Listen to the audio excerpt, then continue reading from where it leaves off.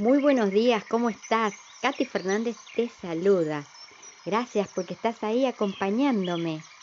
Te invito a que traigas tu Biblia y a orar antes de abrirla. Amado Padre Celestial, gracias por este nuevo día que nos estás regalando, donde te entregamos todo nuestro corazón. Por favor, tómalo y llénalo de tu Espíritu Santo. Sé el capitán de nuestras vidas. Padre, en tu palabra, en Salmo 90:12 dice: enséñanos de tal modo a contar nuestros días que traigamos al corazón sabiduría.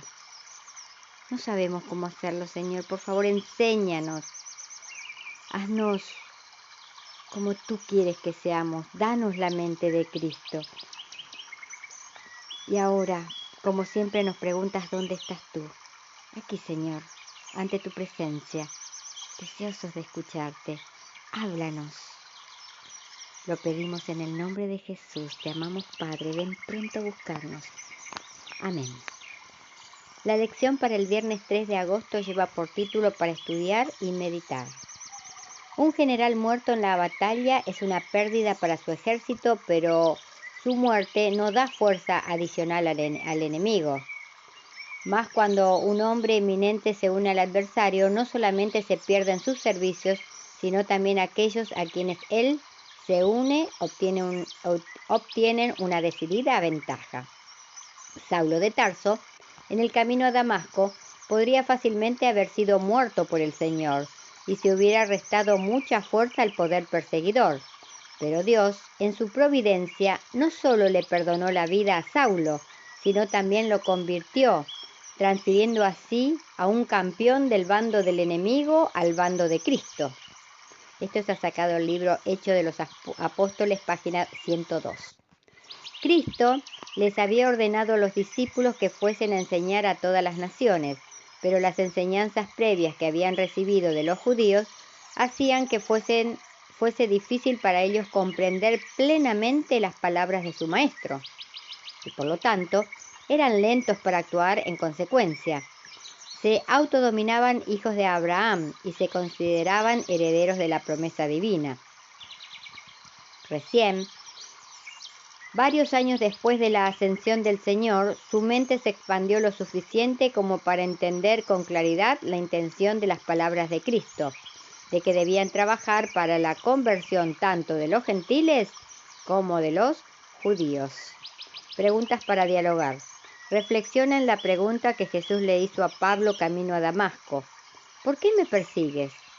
Para Pablo, esta pregunta era una indicación de que Jesús de Nazaret realmente había resucitado de entre los muertos. Pero, aparte de eso, también era una indicación de la identificación espiritual que existe entre Jesús y su iglesia. La implicación es obvia.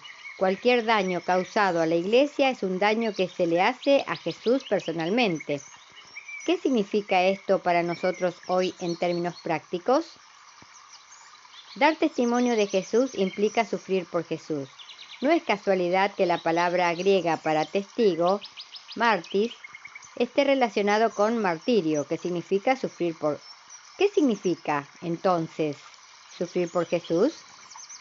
Hay un viejo refrán latino, credo intelligam, que significa creo para poder entender. ¿De qué modo nos ayuda esta idea a comprender lo que le sucedió a Saulo de Tarso? Es decir, antes de su conversión, antes de que Pablo se convirtiera en un creyente en Jesús, él no entendía. Recién después de su experiencia pudo comprender. ¿Qué lección podemos extraer de esto para cuando nos sintamos frustrados con quienes no creen en verdades que a nosotros nos parecen tan claras? Ahora pasamos a la meditación de hoy, que lleva por título Unánimes entre nosotros, y el versículo se encuentra en Romanos 12:6. Unánimes entre nosotros, no altivos, sino asociándose con los humildes, no seáis sabios en vuestra propia opinión. La humildad fluye desde lo más profundo del corazón que ha sido tocado por el Espíritu Santo. El apóstol Juan nos dio una definición práctica de la humildad cuando dijo en 1 de Juan 2:10: El que ama a su hermano permanece en la luz y en él no hay tropiezo. Cuando observamos a nuestro ejemplo máximo de humildad, Jesús, vemos que tenía diferentes maneras de aproximarse a las personas. Siempre procuraba adaptarse a las personas con las que se relacionaba, a los lugares en que se encontraban y a las situaciones que se le presentaban. Su adaptabilidad era obvia, porque siempre aceptaba a las personas donde se encontraban, sin importar las circunstancias que las rodeaban. Esa actitud era parte de la humildad de Jesús. De hecho, ser humilde no significa que las personas tengan que adaptarse a nosotros, sino que nosotros nos adaptamos a ellas. Cada día encontramos personas que piensan de forma distinta que nosotros y a veces procurarán llevarnos la contraria e incluso se deleitan en ello. Pese a eso, no debemos olvidar que estamos pidiendo a Dios que nos ayude a ser como Jesús. La próxima vez que alguien te plantee un desafío y estés a punto de perder la compostura y la humildad, pregúntate esto: ¿cómo se adaptaría Jesús a esta persona? En un documental de televisión que tuve la oportunidad de ver sobre la vida de las ovejas, supe que en un estudio se descubrió que las ovejas tienen la percepción de que el pasto es más verde al otro lado de la cerca que el que está de su lado. Es interesante que este sea el caso de muchos de nosotros. Tenemos la tendencia a pensar y a decir: es que yo podría ser una mejor persona si viviera en otro vecindario, si yo trabajara en otro lugar donde no estuviera rodeado de este tipo de personas. La gente entonces sabría cuán dulce y bueno soy en realidad. O si estuviera casado con otra persona tendría un mejor carácter. Muchas veces no somos tan humildes como quisiéramos ser porque queremos que los demás se adapten a nosotros. Podemos pasar la vida esperando que los demás se adapten a nuestra manera de ser, pero así nunca alcanzaremos el nivel de humildad que Jesús quiere que alcancemos. Entonces, ¿por qué no entregarle hoy todo nuestro corazón a nuestro Dios y pedirle que nos dé la mente y las fuerzas de Cristo para andar por sus caminos?